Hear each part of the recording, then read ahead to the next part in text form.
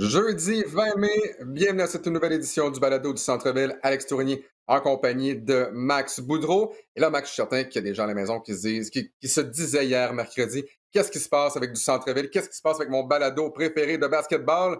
Mais la réponse, parce qu'on sera avec vous maintenant chaque jeudi jusqu'au championnat de la NBA, sauf à la Saint-Jean-Baptiste, le 24, et sauf le 1er juillet, fête du Canada. Donc, on sera là le mercredi, mais une fois par semaine, le jeudi, on sera avec vous et ce jusqu'à temps qu'on décerne le trophée Larry O'Brien. Comment ça va, Max? Ça va bien, puis toi, le café est bon ce matin. Je sais que tu as veillé tard. Le café est excellent ce matin et là, il y a quand même un petit problème parce que généralement, on fait 30, 40, 50 minutes. Et là, je vois ma tasse de café présentement est à moitié. Et je vais peut-être avoir besoin d'un petit refill d'ici la fin du balado parce que oui, hier, j'ai regardé comme beaucoup de partisans le match entre les Lakers de Los Angeles et les Warriors de Golden State. Autant on a fait beaucoup de matchs à RDS cette année, autant, bon, c'était la saison, il n'y avait pas de partisans nécessairement, autant j'avais tellement hâte de voir ce match-là. Le premier véritable match éliminatoire, à mon avis, là, de la saison, et c'est un match qui n'a pas déçu. Toi, Max, hier, tu as été plus raisonnable que moi, je pense. Écoute, moi, à la mi-temps, mes yeux commençaient à canter, puis j'ai dit, écoute, c'est par 13, Curry joue super bien, les Lakers sont rouillés. Je me suis dit, écoute, je vais fermer mes yeux, je vais écouter les highlights demain matin. Puis, à ma grande stupéfaction, LeBron James s'est fait poke dans l'œil un doigt dans l'œil par Draymond Green, puis il réussit un 3 points presque du logo. Puis, qu'est-ce qui est drôle, c'est qu'il disait après, écoute, j'ai vu 3 anneaux, 3 rims, j'ai shooté dans le milieu, j'ai visé celle-là du milieu, puis ça a rentré. Donc, et voilà, toujours visé dans le milieu, puis ça va fonctionner. Donc, au menu aujourd'hui au balado du Centre-Ville, on va parler évidemment des matchs de barrage. Il y en a un 4. On va mettre la table également pour les séries éliminatoires. Et plus tard dans l'émission, on va accueillir Peter Yiannopoulos. Et probablement que d'ici quelques minutes, j'aurai un problème de modem. Donc, si vous me voyez geler, et c'est les aléas du fait de travailler à la maison, ne vous en faites pas, je serai de retour dans quelques secondes. Et c'est comme ça depuis plusieurs semaines et ce sera encore comme ça probablement d'ici notre grand retour dans les studios à RDS. Si tu le veux bien, Max, on va donc revenir sur le match d'hier d'abord entre les Lakers et les Warriors de Golden State, donc entre la 7e et la 8e formation. Les gagnants, donc les Lakers, passeront au tour suivant. Les Warriors de Golden State devront affronter les Grizzlies de Memphis pour avoir la chance de terminer 8e, en fait, d'avoir la chance à tout le moins de participer aux séries éliminatoires. Et je pense qu'on veut vraiment voir les Lakers et les Warriors en séries éliminatoires. Imaginez des séries sans LeBron James, entre autres, et sans Steph Curry. Comme tu l'as dit, Steph Curry, hier, a porté vraiment à bout de bras cette formation-là. Les Warriors de Golden State l'ont terminé avec 37 points. Le grand problème avec les Warriors, c'est pas Steph Curry généralement, c'est tout le reste. Il faut que tu te fies sur Bazemore, il faut que tu te fies sur Wiggins, sur Kevin Looney, sur Poole, sur Mulder, sur Toscano Anderson. Quand on regarde cette formation-là, le simple fait d'être en situation de pouvoir accéder aux séries éliminatoires sans manquer de respect, ça ne tient pas du miracle. Mais Steph Curry a vraiment connu une grande saison. Draymond Green, hier, dans le match, Max, a terminé à 2 points, n'a même pas réussi de tir. Il a tenté un dunk 2 fois, oubliez ça, ça n'a pas marché. Mais sa présence défensive contre Anthony Davis, cela dit, a été excellente. J'aimerais savoir ce que tu as pensé peut-être de la première demi, en fait, de ce que tu as vu du match, ce que tu as vu des faits saillants également. Est-ce que tu es convaincu dans le cas de LeBron James? Est-ce que tu es convaincu dans le cas de Anthony Davis? Et pour toi, qui sera et qui doit être cette troisième roue du tricycle du côté des Lakers? Écoute, est-ce que je suis convaincu? Non. Mais les Lakers sont sur une belle lancée, là, ont gagné leur dernier match. Les Lakers, il faut savoir aussi, c'est que c'est une des équipes extrêmement grandes là, avec LeBron, Anthony Davis et Drummond / Gasol. Là, on préfère Drummond ces temps-ci. Donc, on a cet avantage-là d'être imposant. Mais le problème, c'est qu'on joue du small ball avec des grands joueurs. Anthony Davis, au lieu d'être dans la bouteille, puis de se revirer contre un Draymond Green, ben il va à l'extérieur, puis il fait ça, puis il essaie de le battre un contre un. On donne pas beaucoup le ballon à Drummond. Je comprends que c'est peut-être pas le joueur qu'il était, mais moi, je pense que pour que les Lakers aient du succès, il faut que Anthony Davis joue en 5 avec LeBron James en 4. Et c'est qu'est-ce qui est arrivé en deuxième demi. Andrew Drummond a seulement joué 17 minutes dans le match, Mhm. si je regarde la feuille de statistiques. Et c'est vraiment là qu'Anthony Davis a commencé à retrouver sa touche, tout ça. Et pour répondre à ta troisième question, le troisième joueur, c'est qu'est-ce qui fait peur en ce moment? Parce que Kyle Kuzma fait pas grand-chose. Montrezl Harrell, habituellement, est un joueur d'énergie qui était candidat au sixième homme de l'année. Mais je pense que qu'est-ce qu'on a de besoin, là, c'est Dennis Schroeder qui joue mieux qu'il a joué hier, Ouais. puis aussi Caldwell Pope qui réussit les tirs de 3 points. Parce que c'est pas normal qu'Alex Mais, Caruso soit hier. Hier, c'est Caruso qui a permis essentiellement aux Lakers de demeurer dans le match et par la suite de prendre le contrôle, entre autres, avec une belle poussée dans les premières minutes du troisième quart. ouais, exact. Mais écoute, les Lakers ont l'expérience, ils ont le, le joueur le plus dominant sur la planète, je pourrais dire. Alors, LeBron, que même en revenant, il a eu un triplé, puis écoute, on dit qu'il est rouillé. Euh, mais ça va être plus difficile. Je pense que, écoute, on va peut-être parler de prédictions plus tard. Je les ai pris contre Phoenix. Je pense que ceux qui sont Ouais, pas contents ce matin, c'est tous les fans de Phoenix ou Chris Paul et tout ça qui disent bon de jouer contre les Lakers en première ronde. Puis il y a un fait saillant qui est bizarre, c'est que tous les preneurs à Vegas, ouais, puis je disais cet article-là, ne prend pas pour l'équipe numéro 1 et 2 dans l'Ouest. Donc, Utah et Phoenix ont moins de chances, probabilité, selon les parieurs, de gagner le championnat que les Lakers et les Clippers qui sont quatrième et septième.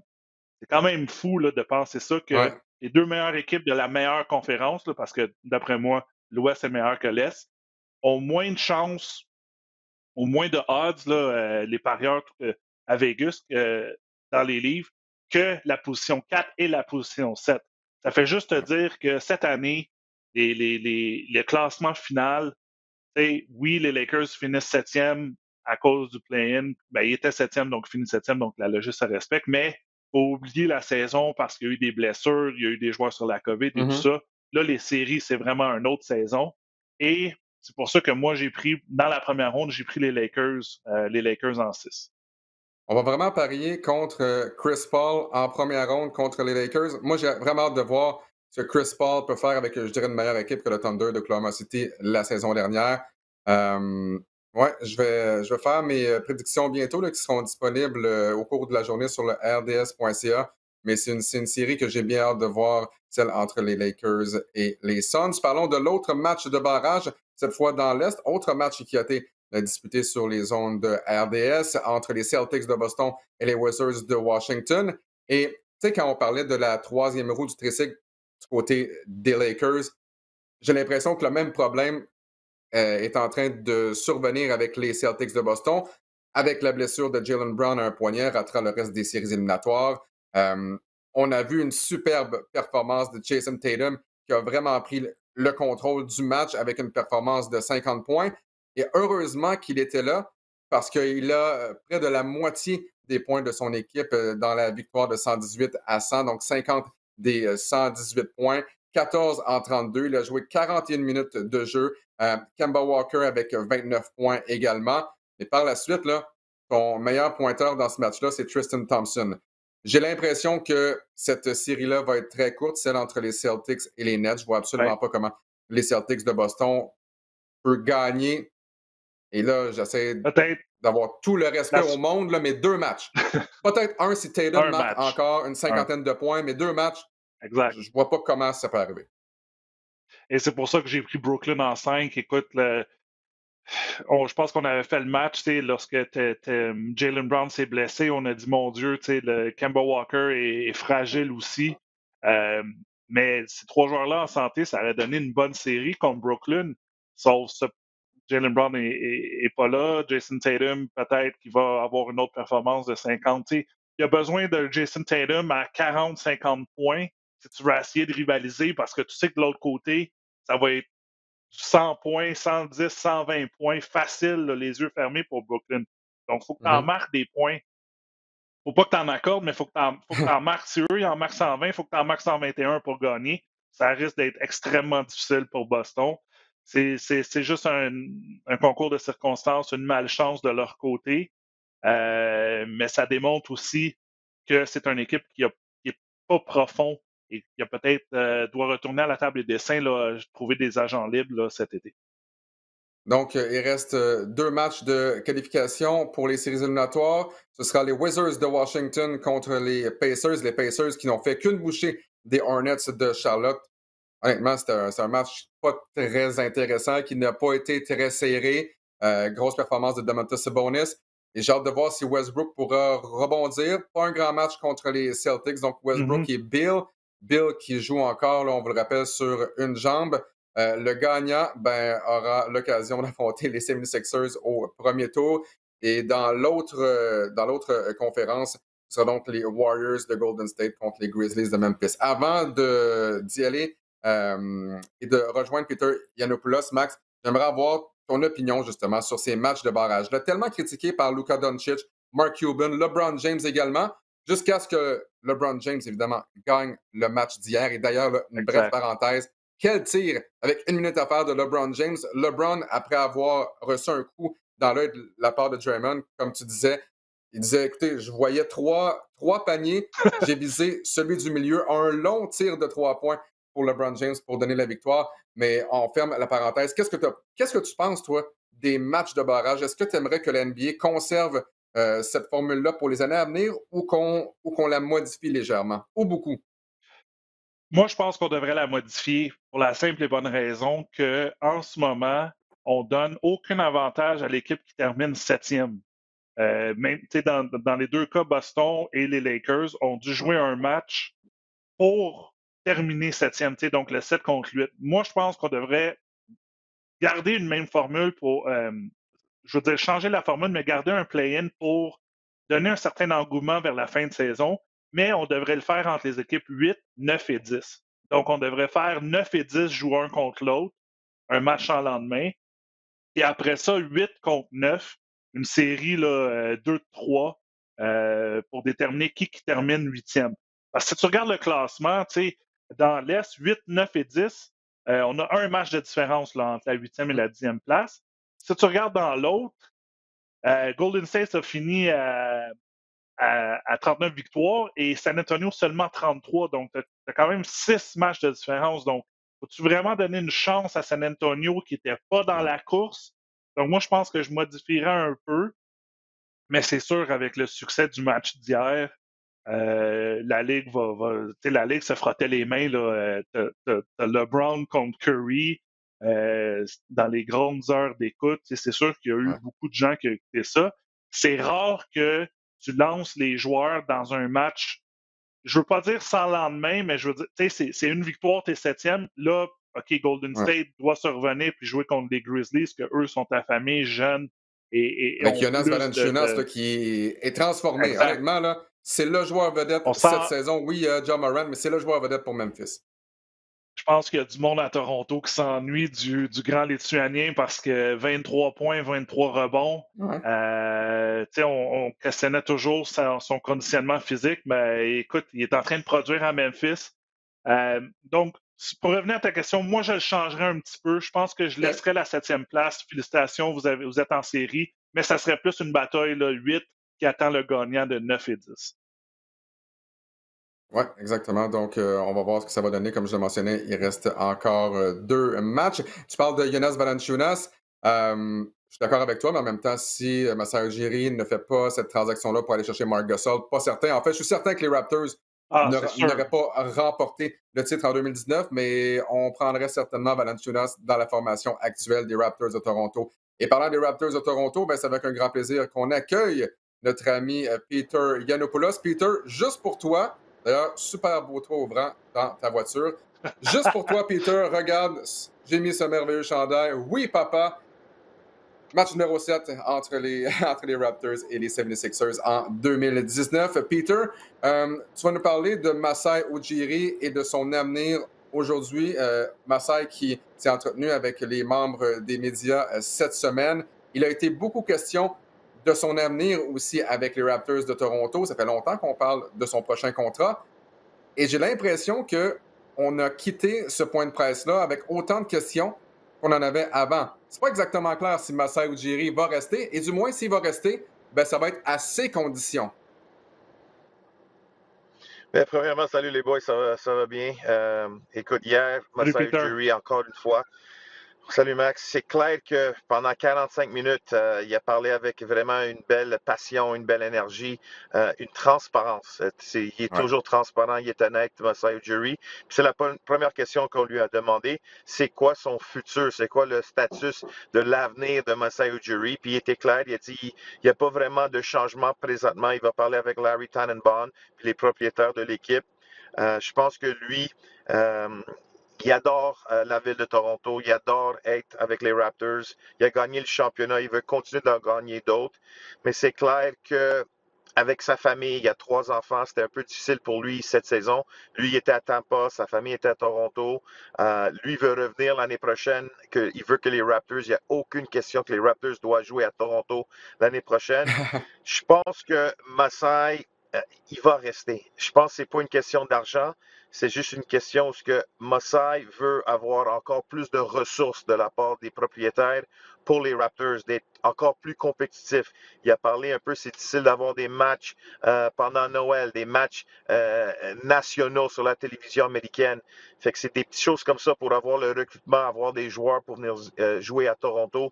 Je pense qu'il veut un peu plus d'aide dans ce côté-là, mais je pense que Masai, dans mon opinion, je vois pas une autre équipe qui va lui donner plus de millions que Masai va prendre l'argent. Je pense que Larry Tannenbaum et ses partenaires, c'est clair que le chèque est là pour Masai à signer, mais il nous a dit il n'y a rien de confirmé. Pour l'instant, on lui a demandé est-ce que ça va être réglé avant le repêchage, avant la Ligue d'été, les agents libres. Il n'a pas vraiment répondu clairement à la question, mais on s'entend que Masai Ujiri, il est l'agent libre numéro 1 pour les Raptors, la priorité numéro 1 pour cette franchise. Et d'ailleurs, Masai Ujiri, qui, je ne sais pas si c'est à la blague ou non, je ne suis pas certain, je pense pas en fait, à la fin du point de presse, qui disait « Parfait, maintenant je vais appeler le premier ministre du Canada, Justin Trudeau ». Mais Peter, comme tu le disais, Masai Ujiri va parler aux propriétaires pour avoir plus de ressources. Je comprends, mais en quoi les propriétaires peuvent avoir un impact sur le fait de jouer plus à la télévision nationale ou non? C'est pas comme si c'était une équipe qui ne dépensait pas beaucoup de millions. Qu'est-ce que les propriétaires peuvent donner à Masai Ujiri pour qu'il demeure ici? On voulait aller all-in pour Giannis. On était prêt à payer Giannis. Ça n'a pas marché malheureusement. Mais qu'est-ce que les propriétaires peuvent faire? Honnêtement, il n'y a pas grand-chose. C'est juste quand les propriétaires vont se parler tous les gouverneurs de la NBA, des fois, ils vont parler comment la Ligue va changer potentiellement, l'argent, la masse salariale. Je pense que les revenus sont partagés. Je pense que les Raptors, c'est une franchise top 5 pour moi dans la NBA. Ils ont tout un amphithéâtre pour la pratique. Ils ont un des meilleurs amphithéâtres pour la NBA au Scotiabank Arena. Les propriétaires n'ont pas peur de payer au-dessus de la taxe sur la masse salariale. Moi, je m'entends un contrat vraiment de long terme, puis je m'entends que Masai Ujiri, même s'il dit que c'est pas toujours de l'argent, je pense que lui, il veut avoir le meilleur contrat d'un directeur général ou d'un président des opérations de basketball. Je pense que on doit avoir cette pression pour retourner à Toronto parce qu'on a vu les gars, on a fait les matchs des Raptors cette année, puis même pour nous à RDS, c'était pas le fun de regarder des matchs à Tampa Bay. Juste l'aréna, l'amphithéâtre, là, c'est fait pour le hockey. Gardez le Lightning là-bas à Amway Arena. On veut nos Raptors au Scotiabank Arena, oui papa. Ouais. Peter, à quel point tu penses, tu glisses un mot là, les Raptors sont la seule équipe dans le fond qui ont joué à l'étranger toute l'année. À quel point tu penses que ça a été un facteur là, de rester à Tampa Bay puis pas pour que les joueurs de ne pas revenir à Toronto puis de terminer la saison à Toronto? On manque les séries cette année, mais est-ce que c'est beaucoup à cause qu'on joue à Tampa Bay, qu'on a joué à Tampa Bay toute l'année? Non, c'est clair, Max. C'est clair que ça avait vraiment un effet, puis c'est un effet négatif. Masai Ujiri a dit, premièrement, on remercie la ville de Tampa Bay. Ils étaient incroyables. Ils ont adoré leur expérience là. Mais Masai a même dit qu'il y avait des erreurs qui s'est faites avec l'alignement, le roster. Il Mm. a dit que lui, il prend la responsabilité. Il y a des expériments qui n'ont pas marché. Mais quand tu dois jouer 72 matchs sur la route, puis c'était ça, qu'est-ce que les Raptors ont fait. Ils n'étaient pas au Scotiabank Arena. Et Masai a même dit, il dit, à un moment donné, on n'a pas commencé l'année en force, mais on était rendu en 4e place. Et là, en fin février, puis là, la COVID est rentrée, puis on a perdu Pascal, OG, Fred VanVleet. Fait que pour moi, quand tu joues tous ces matchs sur la route, puis c'est bien beau d'avoir quelques posters des Raptors dans l'aréna du Amway Arena, Ouais. c'est pas la même situation. Puis les joueurs, ça cherchait des appartements, ça cherchait des condos, peut-être des maisons. Oui, Kyle Lowry a bien aimé Tampa Bay parce que lui, il aime golfer, fait qu'à chaque jour, il golfait. Mais quand tu commences 2-8, je pense que ça a eu un effet parce que les gars, ils n'étaient pas concentrés à 100% sur le terrain, sur le basketball. Puis là, quand tu es à 2-8, écoute, tu as raté les séries par 2-3 matchs. Fait que, honnêtement, les Raptors en santé puis à Toronto, je m'attends qu'ils auraient dû être en série cette saison. Je pense que les gens peut-être ne comprennent pas à quel point c'est difficile de ne pas dormir dans ton lit pendant une saison au complet. T'imagines, là, tu t'en vas vivre ailleurs, dans une autre ville. C'est pas tout le monde qui était près de sa famille. Tu dors pas chez vous. T'es pas dans ton aréna. C'est pas tes partisans. Mais je dois dire que, comme tu l'as dit, Peter, Masai Ujiri reconnaît qu'il a fait des erreurs. Je pense que ça en est nommé, il parlait d'Alexandre et Aaron Baines, entre autres. Si on avait, Ben, il l'a dit. ouais, si Serge Ibaka était demeuré avec les Raptors, je pense que les Raptors auraient une place en séries éliminatoires. Si on était allé chercher un meilleur joueur de centre, je pense que les Raptors seraient présentement en série. Donc, tu sais, oui, c'est une excuse de dire qu'on était à Tampa, mais pour moi, c'est une bonne excuse parce que effectivement, ça doit être tellement difficile de ne pas être dans tes choses pendant plusieurs mois. Autre dossier, Peter, à surveiller, ce sera celui de Kyle Lowry. Est-ce qu'il va revenir avec les Raptors de Toronto? Est-ce que c'est une question d'argent? Est-ce qu'il veut terminer sa carrière avec une formation qui aspire au titre de la NBA? Et c'est difficile de, entre guillemets, en anglais, saisir Kyle Lowry lorsqu'il parle aux membres des médias. Il aime bien rire des médias, aime bien rire avec les médias, mais quand on lui pose une question sur son avenir, en fait, c'est ce qu'on a fait au cours de la semaine dernière, il a contourné un peu sa question. Donc, bref, selon toi, qu'est-ce qui va se passer dans le dossier de Kyle Lowry? Mais c'est la question qu'on se pose durant toute l'année. Puis quand la journée de la date limite des échanges, quand on a eu le point de presse avec Kyle Lowry, c'était vraiment salut Kyle, puis merci pour tout ce que tu as fait ici. Mhm. On savait qu'il était parti. Puis là, wow, jeudi après-midi à 3 heures, il est encore un Raptor de Toronto. Fait que bref, moi je pense que Kyle, c'est clair qu'il veut encore faire le plus d'argent possible. Quand tu as la chance de dans cet argent, ce contrat, tu n'as pas le choix de le faire non seulement pour lui, sa famille, puis comme il a dit, pour des générations de sa famille.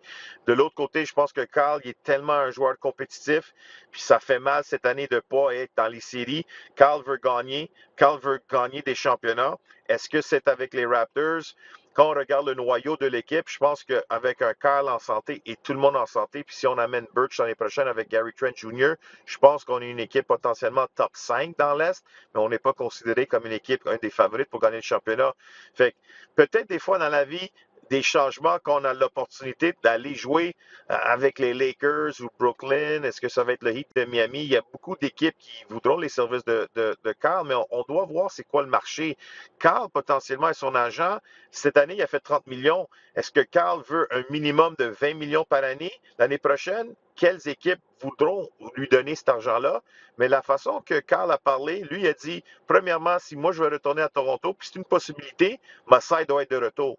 Fait que Masai Ouais. doit être signé. Et la façon que Masai parlait, lui, il disait, Kyle, il l'a vu dans l'entraînement, ils étaient dans le même hôtel au JW Marriott. Il disait, je regardais Kyle le matin puis Kyle le soir s'entraîner à chaque jour. Fait que pour lui, il pense que Kyle peut être un excellent joueur, un joueur productif pour 2-3 saisons encore. Fait que, on voit les grands joueurs comme LeBron, Tom Brady, Rafael Nadal, Federer, c'est des joueurs, des athlètes qui jouent dans la quarantaine. Je m'attends à Larry être encore productif, je te dirais, pendant 2 autres saisons. Moi, je pense que j'aimerais l'avoir à Toronto, mais pas à 20 millions par année. Moi, je pense qu'on doit tourner la page. Masai a dit qu'on va jouer les jeunes joueurs encore. Le but ultime, c'est de gagner un championnat. Carl Harry, merci, je t'adore, c'est Captain Canada, mais je pense que les Raptors devraient regarder à d'autres joueurs pour avoir un noyau pour gagner ultimement le championnat.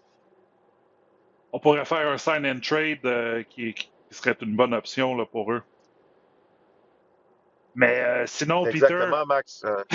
je te donne le pouvoir d'être Bobby Webster pour cet été. À part le dossier Carl Larry, c'est quoi ta deuxième priorité?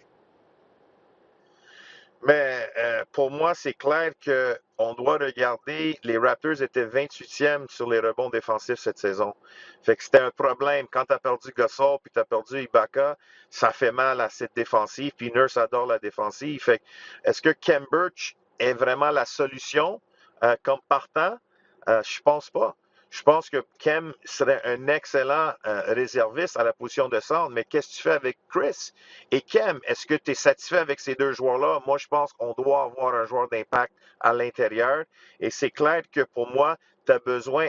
La loterie, on doit être chanceux, Max et Alex. Est-ce qu'on peut avoir un choix de top 4 puis on peut avoir potentiellement un Suggs ou un Jalen Green? Ça va aider. Ouais. Mais tu as besoin d'un autre joueur, un autre garde à côté de Van Vliet. Van Vliet, c'est un joueur qui a des belles capacités, un joueur complet des deux côtés du ballon, mais Van Vliet, il a joué son meilleur basketball quand Carl est à côté de lui. Là, est-ce que tu veux que Van Vliet soit ton meneur de jeu, que Van Vliet doit nous marquer 25 points par match? Je pense pas que Fred peut faire ça sans un autre grand meneur de jeu à côté de lui. Fait que ça prend un joueur de meneur de jeu ou un garde à côté de Fred, puis ça prend vraiment un grand joueur à l'intérieur. Mais est-ce que ça va être sur le repêchage, sur les agents libres? Oublie pas, Masai et Bobby, ils n'ont pas peur de transiger. Fait que peut-être ça va être ça, le but ultime d'avoir des joueurs. On a vu hier le match, plein d'ex-Raptors, DeRozan, Pirtle, Valanciunas, Rudy Gay. Les Raptors ont bâti un club de championnat avec des échanges et il n'y a pas un meilleur président que Masai et Bobby Webster aussi. Peter Yiannopoulos, avant de te laisser aller, j'ai une dernière question pour toi. Donc, il reste encore 2 matchs de barrage, évidemment, pour les positions 8 dans l'Est et dans l'Ouest.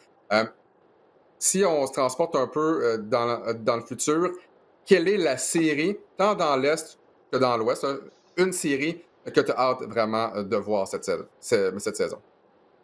Mais c'est deux séries. C'est Heat de Miami puis les Bucks de Milwaukee.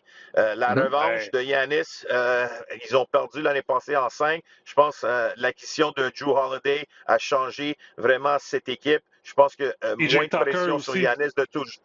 Mais oui, Tucker aussi. Puis là, on a Brent Forms. On a changé la deuxième unité. Mais Holiday est capable d'initier l'attaque. Et Giannis peut jouer un peu plus proche du panier. C'est pas toujours Giannis qui doit être ce meneur de jeu. Il n'est pas comme un LeBron puis un Durant. C'est quelqu'un un peu plus différent. Il est polyvalent. Il est incroyable. Je m'attends à une excellente série. Puis Jimmy Butler contre Giannis, c'est toujours du popcorn pour moi.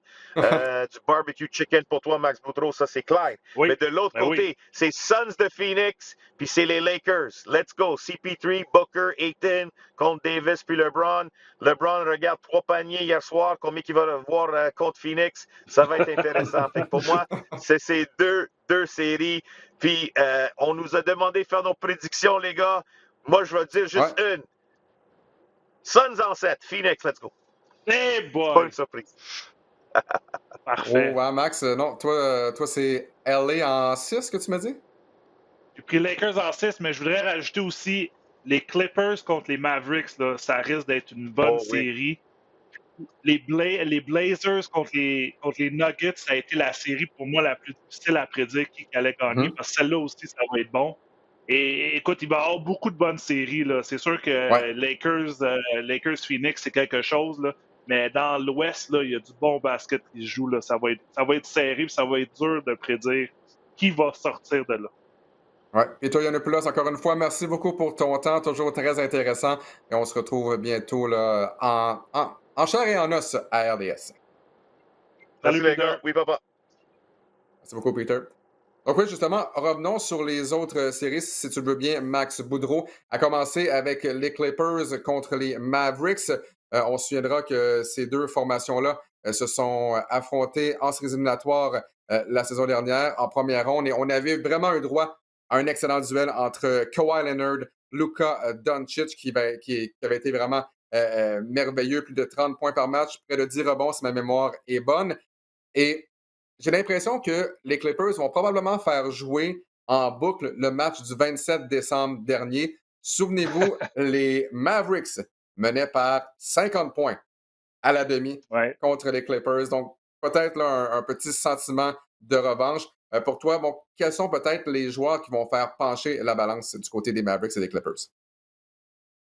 Ben, écoute, tu l'as mentionné, là, je pense qu'en premier lieu, du côté des Clippers, c'est Kawhi, mais Paul George, on se souvient l'année passée, dans la bulle, ça a été extrêmement difficile pour lui. Donc, moi, je m'attends à ce qu'il y ait des meilleures séries. Il se disait qu'il se sentait isolé, il ne pouvait pas parler à sa famille, il n'était pas avec sa famille, c'était tough pour lui. Donc, je pense que Paul George peut être le facteur X, le X-Factor.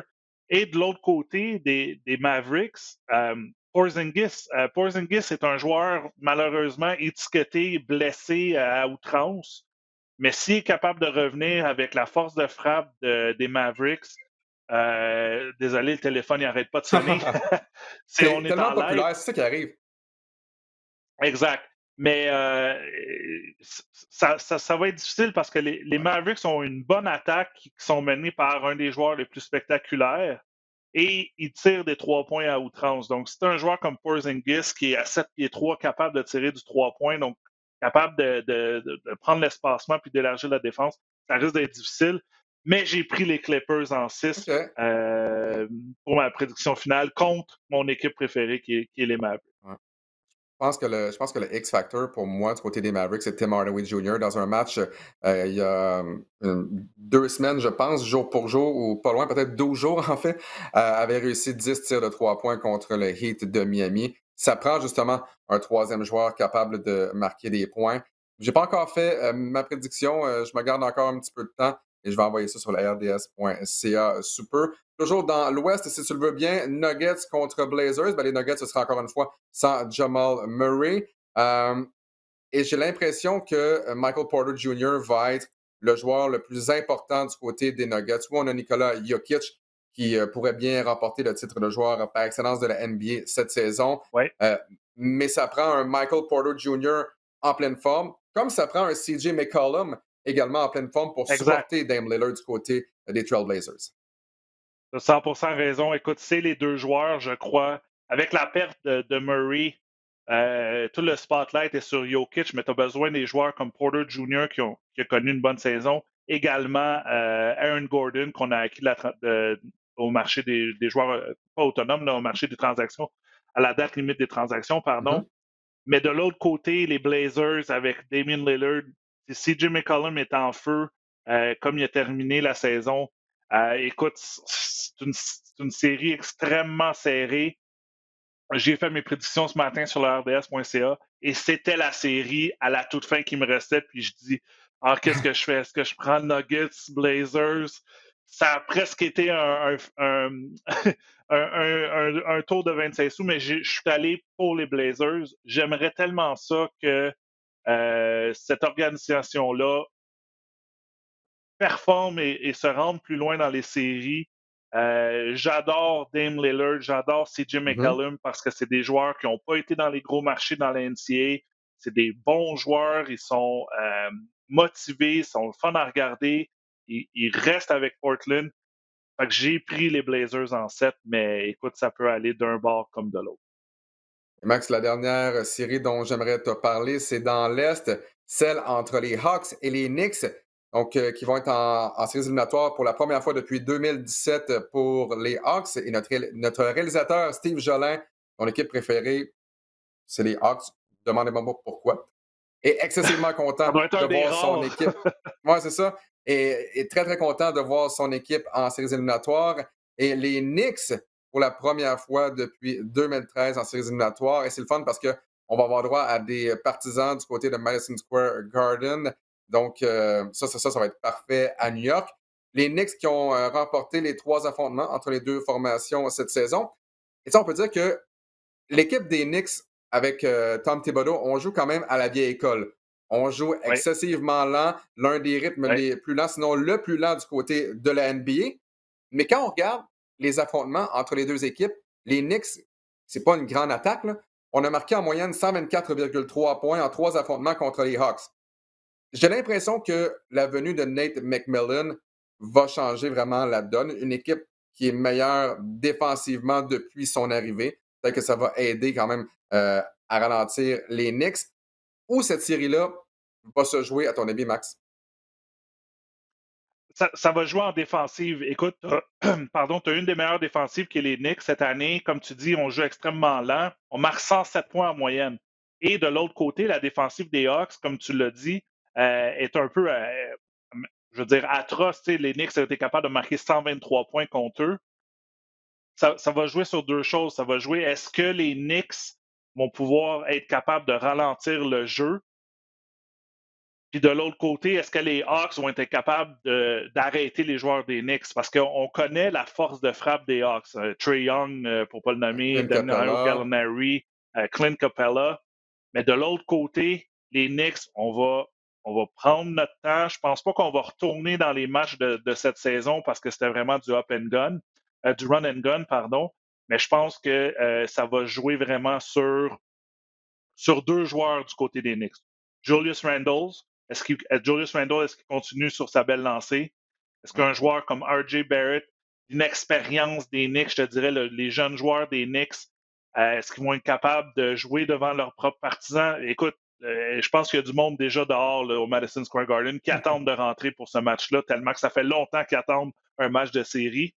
Est-ce qu'on va être capable de jouer aussi devant une foule? T'sais? La foule, c'est le fun de jouer devant, mais des fois, tu vas faire des choses un petit peu trop précipitées parce que la foule est tellement dedans que tu essaies de faire un tir de 4 points, comme mon entraîneur disait, ça n'existe pas. T'sais.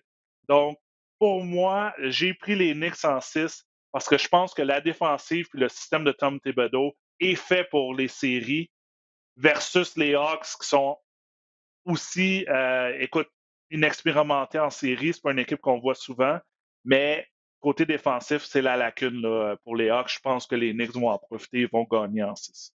Parce que si la venue de Nate McMillan a vraiment transformé les Hawks, celle de Tom Thibodeau avec les Knicks de New York, là, écoutez, regardez quand même cette formation-là des Knicks et dites-vous, on a réussi à se rendre jusqu'en séries éliminatoires. Tom Thibodeau a contribué au développement de Julius Randle, mais ce n'est pas une grande équipe, celle des Knicks. Et malgré tout, Tom Thibodeau, et on doit donner beaucoup de crédit aux joueurs également, mais Tom Thibodeau a fait du très bon travail. Moi, le joueur que j'ai hâte de voir du côté des Knicks, c'est D-Rose. Derrick Rose qui renaît de ses cendres de multiples blessures, mais c'est un joueur qui, dans le mois de mai, a réussi 4 matchs de plus de 24 points.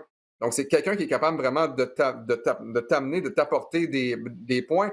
Et s'il fallait que Derrick Rose réussisse à maintenir la cadence tout au long des séries éliminatoires, les Knicks de New York, là, on a beau les prendre au sérieux, peut-être pas, mais les Knicks pourraient faire quand même beaucoup de dommages. Max Boudreau, c'est tout le temps qu'on a pour cette édition hebdomadaire maintenant du Balado du Centre-Ville. On sera donc avec vous chaque jeudi jusqu'à l'obtention du trophée Larry O'Brien. Donc, peut-être une version un peu plus écourtée qu'à l'habitude, parce qu'on était là avec vous 2 fois par mois.